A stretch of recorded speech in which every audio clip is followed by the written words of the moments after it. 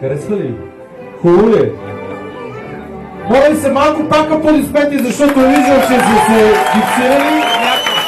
И за да бъде всяка българска сватба българска, има традиции, нали?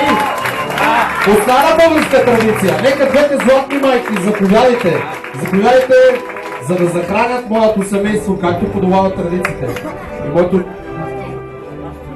Малко напред. Точно така.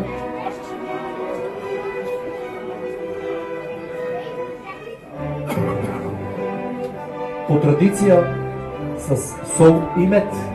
Солта е символ на тежките моменти в живота, така че нека първо да захраним младоженеца, защото той като стожер така. Вижте го какъв стожер. Дайте аплодисменти за този стожер.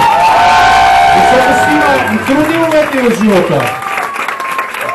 Мислехме някакви трикове да правим, но се оказваме, че...